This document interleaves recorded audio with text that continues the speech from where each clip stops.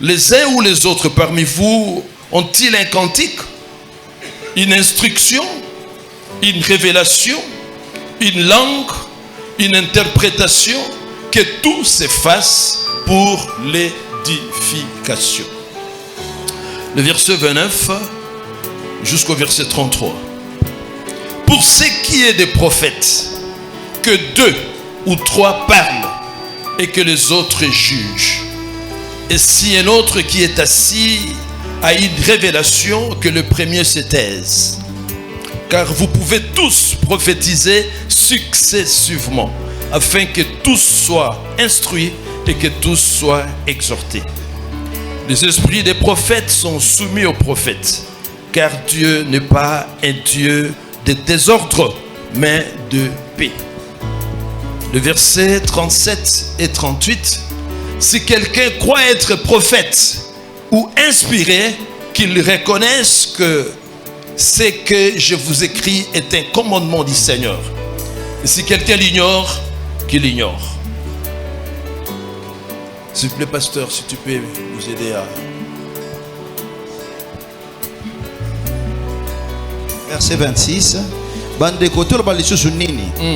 Tango bosanganaka esika moko, tika ete moko ayemba nzembo, mosusu ateya, mosusu ayebisa makambo oyo Nzambe amonisi ye, mosusu aloba na lokota oyo eyebani te, mpe mosusu alimbola. Nyonso wana esengeli kosalema mpona kokolisa kondima ya lingomba. Très bien. 29.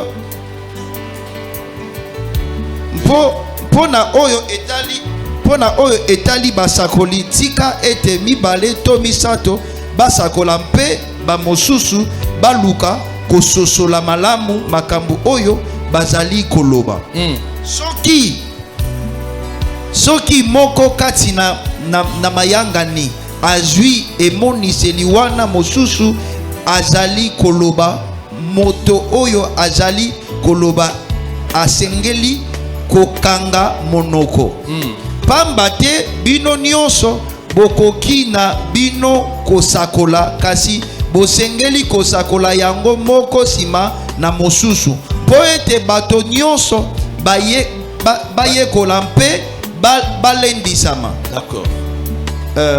Oui. Mosakoli azali na bokonzi likolo ya molimo ya bosakoli oyo ezali kokamba ye. Pamba te Nzambe azali Nzambe ya mobulu te, kasi Nzambe ya kimia. 37. Soki moto akanisi ete azali mosakoli to azali na likabo ya molimo, asengeli koyeba ete makabo oyo nasili kokomela bino ezali nde mobeko ya nkolo. Soki ayebi yango te, elingi koloba ete Nzambe pe ayebi ete. Amen. Amen. Amen. Tu peux continuer la lecture à la maison. Amen. Merci beaucoup, parole du Seigneur. Bien aimé, pour la gestion du don de la prophétie. Comment on doit diriger ces dons? Puisque likaboyo mbalamingi et panza mabota, mbalamingi et panza même église. Je connais une famille, ma voisine d'anga, moi na ke Kinshasa, et tant que komi babengi prophète à famille. Prophète à famille, aye alobi, moi na oyaye azandoki, boya mbaye nanda kute. Bazalaki qui obligé à kobenga na moi na oyo azonga kisaka. Alors moi j'étais en train de me poser la question, ce qui Nzambe a monique muto azandoki.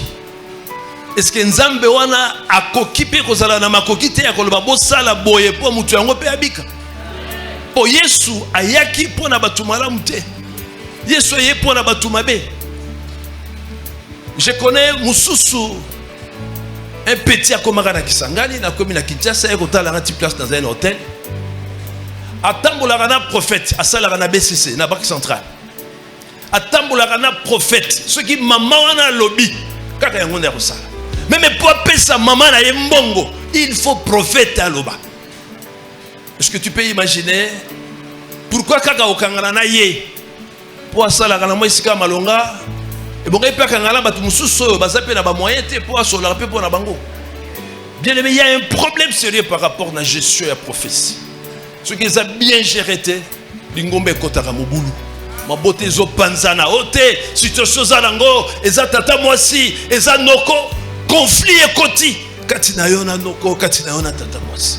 Seulement puisque la gestion et la prophétie ils ont salamate na modèle oyo nzamba zolika. Alors bien aimé, Dieu nous a mis à cœur pour to solo la likolo na makambo oyo.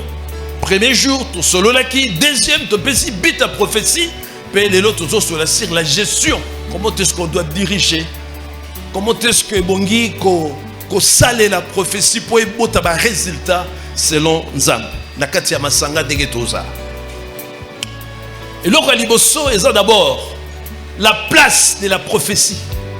Et si il y a prophétie. Bokondi manananga ke na verset 26 Paul azokomela banani, azokomela bandeko ya Corinthe. C'est devant l'église. À celui pour l'église à Corinthe. Église ya banana nzambo bazale na mboka à Corinthe. Alors lorsque vous vous assemblez, j'ai compris. Puisque but il y a prophétie et ça édification, il y a église. Alors la place est si quoi y a prophétie et salaka ezali au milieu des enfants de Dieu. Na ba réunion il y a banana nzambe.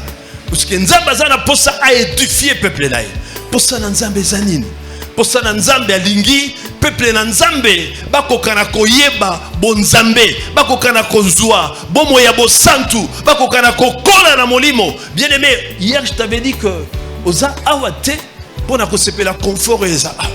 Tu es ici pour nzambe zo préparer puisque un jour obima okende et pas yopi ba am perdu bazosala. Aweza lié à formation et à préparation et que le don ya Saint-Esprit eza kosala po esunga biso toyeba nzambe solo toko kana kobika vie ya sainteté tokola na molimo tokoma mature et quand on devient mature bien aimé et c'est quand biso kozala susu wate okoyebisa pasteur papa ezopela na motema nanga nakende kote ya sango malamu epa isongolo puisque bien aimé nous sommes sur terre pour tokokisa musala yesu atikeli biso musala ya nini. Jésus a dit comme le Père m'a envoyé moi aussi je vous envoie. La volonté du Père est bongi toyeba yango. Pe bongi mosala na nzambe toko kisa. Ce qui tozana nous awa eza pour qu'on zo préparer biso. Donc il y a prophétie zanatina puisque nzambe ayebi makabunyoso. Molimo mo santu asondaka nyoso même profondeur nzambe akotaka. Nege to fandi awa. Molimo mo santu ayebi motifo ememi otiki ndaroye. Ndego zo fanda wana Saint-Esprit azoyeba. État d'âme na yo ndenge yo bikaka Saint-Esprit azoyeba. Et là que bomba ina miso na nzambe. Et nous avons réellement besoin à kobika. Bien aimé le temps ya Saint-Esprit puisque le temps de la grâce c'est le temps du Saint-Esprit. Oh Saint-Esprit nazo diriger l'église. Yesu aloba ke zamala muna kende. Ce qui na ke molimo mo santo akoya. Alors molimo mo santo aye po ete amema biso na ba dimension yo bien aimé. Lokola Yesu asalaki et même koleka po ete musala na nzambe. Et que de musika pe kende libos. Alors c'est ça un peu. Place à prophétie ezana kati ya masanga. Tango bana na nzambe basanganaka. Molimo mosantu asololaka. Bozana kati intercession. Bozo bonde la nzambe. Molimo mosantu asololaka. Likabo ya prophétie et salaka na masanga wana pona nini esunga ba intercesseur ba ko diriger mosala na ndenge nzambe azolinga. Na kati ya masanga ndenge to sangani Dieu peut parler puisque mosala ya molimo mosantu ezaya ko sanctifier église. Awa toye poto batela mbindo te. Molimo mosantu aye na bomo ina biso, aye na kati azosala na kati ya lisanga na biso, ezaka po amema biso na bomo ya bosantu lokola nzamba lingi. Puisque na kati ya bosantu nde nzamba mimoni saka. Bien aimé na bomo ina omeka kotala. Uzobika comment? Ose umeli kokota na kati église. Mais comment tu vis? Bien aimé, comment tu as entretenu ta relation avec Dieu? nzambe aza mosantu tokosalela nzambe te na kati ya likolo moko na kati likolo mosusu libanda ebongi tozala mobimba mpo na kolo tala molimo mosantu aye po asunga biso na yango don ya prophétie eye puisque na kati ya lisangana ndenge tozala nzambe atikala kosala nazopambola nzambe mpona baoyo nyonso nzambe akovisite bango Saint-Esprit akopesa bango likabo oyo mpo ete makambo oyo ebomba na ebima mpo ete église na kolo ezala sanctifiée. La place de la prophétie, c'est dans la réunion des enfants de Dieu, selon ce que Paul est en train de nous dire. Et l'okwami balé, nalingaki na solo la pona profil ya mutu oyo azo prophétiser. Mutu oyo azo prophétiser bongi azala comme. C'est pas n'importe qui. Je sais, Dieu est souverain à cause de la mutu nyos. Mais profil à mutu wana. Et bongi toyeba. Mutu oyo bongi a prophétiser. Bible le dit, c'est lui qui prophétise. Mutu ango bongi azala mutu ndengeni. Il faut, et loko liboso, et bongi azala mutoyo, abotami na molimo. C'est-à-dire quelqu'un qui est né de l'esprit. Ce rotangi na Jean chapitre 3, dans verset 6, Bible Zoloba. Ce qui est né de la chair est chair. Ce qui est né de l'esprit est esprit. Kobotama na molimo, molimo mosantu, bien aimé, alonga mitema na biso. Nanzela na molimo mosantu, de tozo makoki ya kokota, nanzoto na kolo babengi yango église. Biblia elobi, biso nyonso, to batisami, kati na molimo moko, poto sala nzoto moko. Molimo mosantu, par la régénération, kobotama mbotama na sika. C'est alors que to koti, to komi bana nanzam. Tozo formé corps ya Christ o babengi yango église. Mutuane bongi azala mutu moko effectivement réellement asia komi mwana na nzambe pe lole yebiye lokola Bible zoloba na mokanda ya Galates chapitre 4 verset 6 Bible lobi que puisque vous êtes fils il a envoyé dans nos cœurs l'esprit de son fils lequel crie Abba Père. Il doit être habité par le Saint-Esprit. Molimo mosantu aboti abotami na nzambe tokoti na kati ya libota na nzambe na nguya ya Saint-Esprit. Saint-Esprit amemi biso tokomi bana na nzambe bien aimé lole yebi ona kombo pe kolo asiatia elembo na ye likolo na. Alors tout ça mutu liboso pour prophétiser tu dois être né de l'esprit, tu dois être né de nouveau. La nouvelle naissance oezo sala na biso po ete tokokana kokota na kati ya libota. Tosangani awa biso sote toza église. Église na kolo ezaka ba oyo Yesu ayebi. Yesu azolo balbi je connais mes brebis et mes brebis me connaissent. Bien aimé ba trichakate. Toute personne oyo asiakutani na Yesu masia na bomo inaye. Bible zolo ba ke mukolo wana fete salama na lola. Yozo bongo la motema awa mais lola ezo sala fete. Ba annoncer na lola que tel vient d'être sauvé. Lola esepeli pona ko bongo la motema na yo awa. Pe ba komi komono na buku na bomoy pe nzambe atindi na motema na yo nanga molimo na molimo mosantu ebongi mutu wana zala habitation ya Saint-Esprit ya mibale ebongi mutu wana zala na témoignage ya malamu. Il doit avoir un bon témoignage ya malamu ezala na kati ezala na libanda ezala na libota. To bengami na kozala na bon témoignage. Celui qui prophétise doit avoir un bon témoignage. Et bon yazala muto ya yebi ko limbisa. Pe ya yebi ko senga bolimbisi pona ko luka kimia na batu.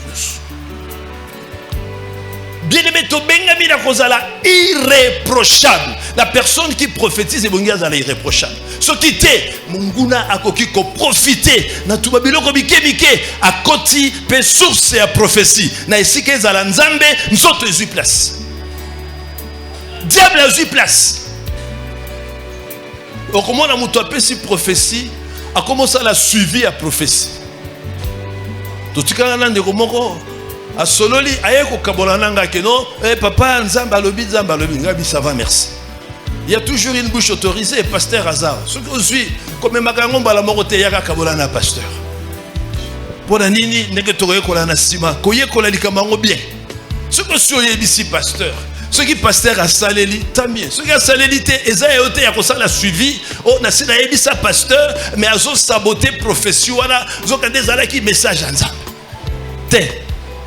Bien aimé, et bongi mutoyo, azo prophétisé, azala irréprochable. Et bongi pe mutoyo, azo prophétisé, azala mutoyo, azo tambola katia sanctification, azo tambola katia na kobuli sama. C'est un instrument de Dieu.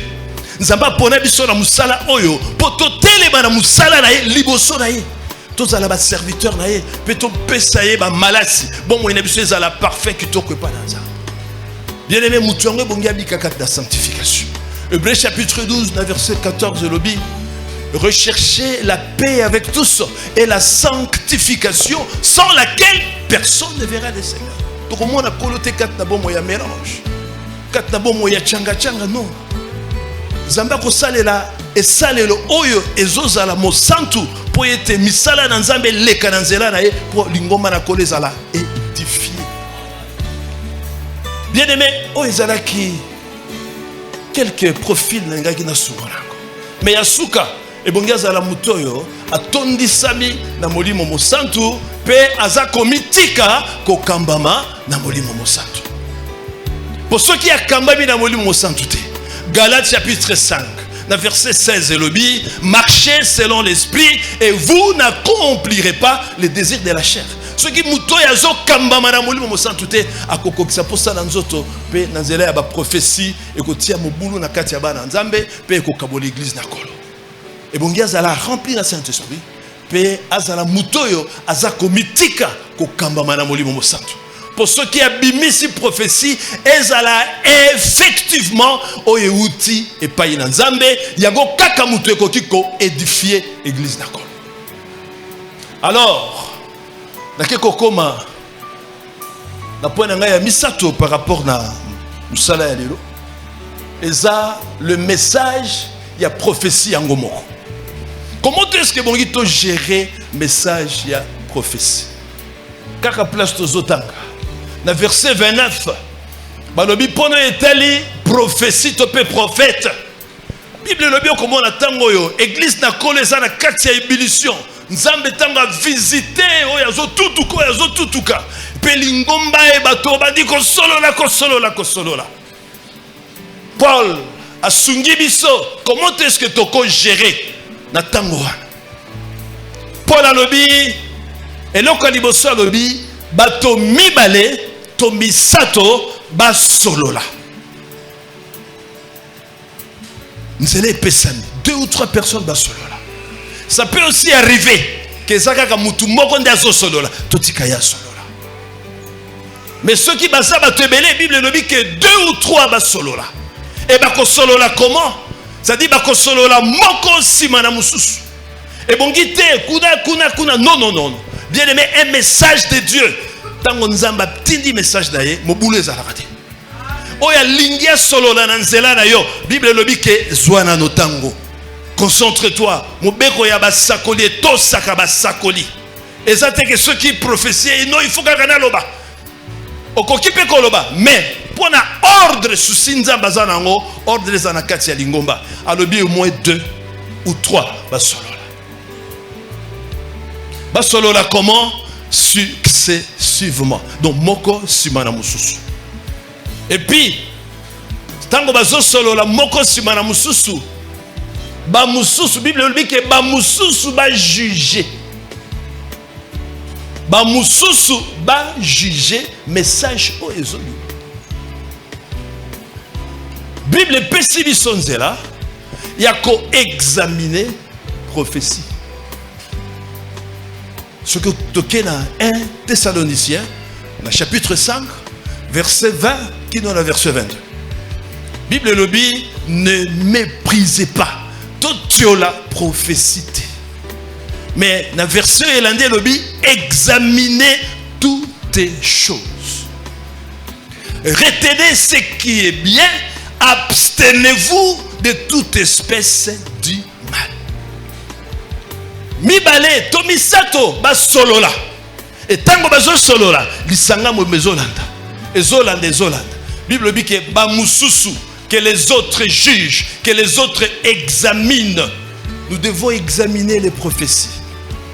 Donc examiner comment la lumière il y a malobananza. Prophétie l'équipe a prophétie nous bien aimé c'est ça. Donc examiner on a bonzoto té. Pas par un autre esprit.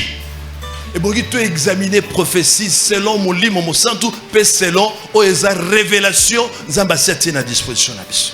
Un bon examen et ça la maka toujours katina batoyo bazana connaissance la parole de Dieu. Comment bato ba fandi ba yoki ba zui prophétie ba continue na katia Bible. Qu'est-ce que la Bible dit par rapport à ototoyoka? C'est ça un bon examen. Oye kosunga biso. Et ce qui examine salami to luki to vérifie to ça l'analyse la prophétie. Et ça c'est que mutu nyonso nde akobima akomi koloba na modèle na non. Bato nyonso il y a un pasteur nzamba tie liboso na biso. Oye bongi komema nyonso epana. Papa message to tu kozwa nzamba zo solo la nanga boye azo solo la nanga boye pasteur yim tazali la bouche autorisée ezate atabozana kati intercession il faut que ba combattre la discrétion nzamba koki ko solo la oui a solo lipo na bomo ya bato ezaya mutu nyonso te et puis tozana ki nzamba lobi et pour na frère Songolo pakala c'est là non ce n'est pas ça yango mutetia ka mobulu. Et cause à la message en Zambé, mais le lengue yango ezobima et BBC église là. Bien aimé, la gestion doit se faire. Au monio sosoli elokomoko, au examiner yango, yake pas na pasteur. Attention aux amo cambi intercession, bien aimé ozui, yebisa bandeko to bate la discrétion. To binisa likambo yote et ko yako bebisa lokumo lingomba. Alors mo cambi intercession, akomewango pas na pasteur o yazo kambabis. Pasteur, nzamba apesa toujours bato tombola ka discernement. Apesa bango toujours ba makoki moko o ezaka likola ba mususu. Pona nini po ete azo gérer batou. Ce qui a géré batou malamu te. Lingombe ko pansana. O tozande poto pans église. Tozande poto sangisa bana nzamba. Na bo ba bongwani malamu te. Bien aimé mukolomo botika la ko bongwana. Ils vont kuikela bato mpiko. Ngana bongaka mukolomo ko teta na kota na église. Je me rappelle dans un campus na Kinshasa, campus d'Angomba, ceux qui na quitté na cité, na bando kotaka na église à KDC. Et ceux qui na koti, misolangezo tabo na ota la bana basi bazali na kati église. Nzambe ya yebaka ke mukolo moko na bongaka mukolo te ya liboso na kota d'église. Bien aimé, ça pris du temps. Bato babondela ponanga, batambola ponanga, bayikelanga mpiko ti mukolo moko nzamba yeko visitenga. Na kende pa na pasteur na bi papa na sali masumu mingi. Bondela ponanga papa lobi fuka matubela masumu na yo na fukami na bandi ko lela nazo regretter vie ya masumu na tikala ko sala pe nzamba visitanga banda tango wana kino lelo ayeko pesa biso tina musala nzamba bien aimé biso nyonso ko bonga mala morote nzambe tango sololi e bongi to ba ko gérer prophétie bokambi intercession apesa minzelate ya ko kende ko comme ça ce qui wapi puisque le département n'est pas autonome. Le département dépendra toujours d'un comité église, puis église et comité église ali chapeauté na pasteur. Les cambonio ce kokoma et bongi est passé. Au comé pas na pasteur a cause la batu o yazana bango, basa batu amayele. Basa batu babanga nzamba. Ba koyeko la likambo. Et même temps bazu ba conclusion. Bien aimé, c'est seulement au pasteur ceux qui kokutanana mutuana, ceux qui pona ko sala nini, ye mutu ako gérer yango pour être abattre la lingomba mobulu etikala ko contacter. Yango na ko tuer la prophétie. Pour ceux qui ont tué les prophéties, ceux qui réellement nzambe mutu solo laki. Ozo tuer la nan. Ozo tuer la nzambe. Ozo tuer la nan. Ozo tuer la Saint-Esprit. Or Bible le dit que ceux qui to tout qui moli momo santu kolimbi sama ya masumu ezate. Tous à la prudent. Et si comme mépris à prophétie ezalaka signe que bomoko ezate. Pour ceux qui bomoko eza, to kolukande to examiner prophétie wana. Ezana makambo oyo to kozwa ke oyo ekokani na mokano na nzambe pe ekosunga biso to avancer. O to moni ke ekokani na mokano na nzambe te, to komi pekisa na yango pona nini to kokana ko avancer selon la pensée de Dieu. Nazo kanisa bandeko ya bere. Bandeko ya bere soko tangi na Actes des Apôtres chapitre 17 na verset 11. Bazalaka ndengo fandi wana. Soki balandi mateya. si mana kolanda mateya bazongi bazalaka na ba Bible na bango na yebiso ezalai ba rouleau sopeni bake ko vérifier ko examiner ce qui makamba bazoteya bango ekokani na mokano na Nzambe ce qui ekokani batosi mais ce qui eza pembeni bayebaki ko sosola bato pona nini bazalai ko examiner makomi na Nzambe bien aimé zala na Bible tanga Bible et ko sunga ope ko peso discernement. Il y a des choses qui ne demandent pas que non, il faut d'abord de l'Anzamba révéler. La Bible a déjà donné des révélations par rapport à ça. Ce que la Bible, comme on a dit, comme on a à un moment donné, on a situé problème dans la Bible. Ce que la Bible, c'est la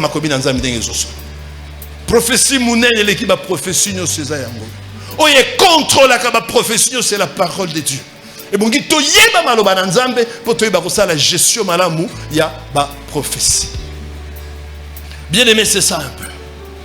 Mais ce que ça le miki na kati ya lisanga na kaka mutu moko ndazo solo là. Oui, bisonyo sori bongi to tikala koyoka. Nga habituellement na zana téléphone nga ceux qui prophétie bim na ngaka loko na manquete na enregistrer. Et puis après na ko auditionner yango, pe na yebi ko bongisa ko kabola. Kosala avant qu'il n'a partagé na staff nanga comment to kosala par rapport na gestion likambo ba prophétie nyoso na tiaka na kati ya téléphone na enregistrer yango et sunginga pourtant on a royoka il y a des choses qui échappent kinga tant on a makambo ezala kité to banda ko koma au moins tant ozo koma ce qui peut ndeko ya zo sakola za rapide il y a des éléments qui nous échappaient mais actuellement on peut réunir les éléments et après nous avons le temps de les examiner voir si c'est conforme à la parole de Dieu ou c'est pas conforme. Amen. Bien aimé, la gestion, il y a prophétie to keba na yango. Et panza tina mabala. Et panza église. Mabota ezana difficulté lelo. O nzamba lobaki. Oui, nzamba lobaki. Et bongito sosolo. Alobaki on a contexte nini. Alingi a communiquer nini. Quelle est la pensée qui marche derrière la prophétie o nzamba pesi. Bien aimé, si nous ne gérons pas bien disangane nazo mona toroyoka sango ngeno kuna batu basi bapanza opo message ebimaki message ni nebimaki et puis comment on a examiné ces messages et comment ebongi to sala la Bible bi to mi pekisa c'est dit comment on dit abstenez-vous de toute espèce du mal retenez ce qui est bon nakati ya prophétie pour muto ya zo sala muto ya zo lo bazaka ka muto zoto na biso ezaka na bolembu mingi prophétie za na source misatu Nzamba ko solo la mutu musu pe ko banda bien mais moi le lingi na bomoto ekoti na kati diable pe azalaka mosika te alingaka moi jouer pe s'infiltrer. Alors bien aimé, voilà pourquoi la Bible autorise que nous puissions examiner ce qui mi balé to bisato ba sololi ba mususu ba juger. Le jugement ne se fait pas au hasard. Et ça, le makakara la moupépété selon mécanisme d'abisso. Non. Le jugement se fait na katia prière. Bon délit et Dieu donne le discernement. Bon tangi na Bible, bon continue la Bible. Pe tomeki koso sur la pona koyeba. Quelle est la volonté de Dieu? Nzamba lingito sala nini. Bien aimé, je m'avais terminé mon message. Na biteni nzamba tindaka prophétie. Tomoni mibale to misatu ba solola. Mais ba mususu ba juger. Pona nini ba komi afin que tous soient instruits et que tous soient exhortés. Dans la finalité, il y a prophétie. Ce qui t'a géré malamu bien aimé, comme on a biso nyoso to reçoit instruction matière ou te panakol. Pe biso nyoso to ko lendi sama. Prophétie yakate po epanza. Misala na ngweza misato totanga na verset 3. Balobi, celui qui prophétise parle aux hommes. 1. Les édifie. 2. Les exhorte. 3. Les console. C'est ça la prophétie. C'est ça la prophétie. Oh te noko na yonde azoluka abomayo. Mutu azo bloqué yo tata. Non, Dieu ne divise pas. Pour ça nzambe za 5 sabiso. Tokeba la gestion à prophétie. Pe ekosunga lingoma na kolo kokende liboso. Amen. Prophétie, dont il y a prophétie et pour épanzer église et pour édifier église. et tonga église. Église est kende liboso, musala nanzambe kende liboso, bana nanzambe ba kola ba avancer, pe musala nanzambe nanzela na yo nanzela na ngai et kokana ko avancer. Alors, pour na kosuki ça, verset 37 na verset 38 epesa kinga likambo pona kanisa. Kuna Paul alobi, si quelqu'un croit être prophète ou inspiré, qu'il reconnaisse que ce que je vous écris est un commandement du Seigneur. Désormais, bandeko, qu'on ne gère plus la prophétie na modèle nabiso. C'est que nzamba la kisi biso na kati ya Bible. Ezale loko toko se référer na yango toujours pour esunga biso. To salele yo ko malamu nzamba pesi non pona ko bebisa mais pona kotonga usala na nzambe kelibiso. Alors souci na koleza to salela yango na ndenge ya malamu po ekokana kotia mobulute na kati ya église. Bien aimé, c'est ça. Et là on nzamba tia kila motema nanga po to kabola na bien.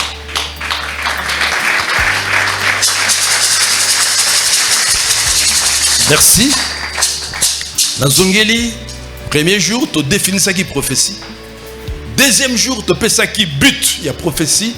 L'élo, tu fais la gestion de la prophétie.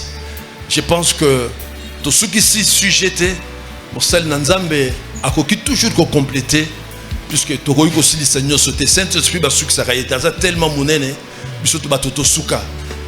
Alors, tu as tout qui te mis tout na biso bandeko. La carte de prière, Nzamba sunga biso.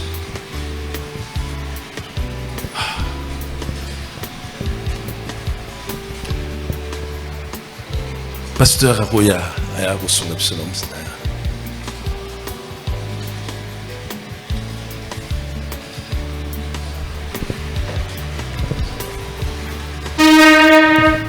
Est-ce qu'on peut se lever pendant quelques minutes? Si vous allez tellement.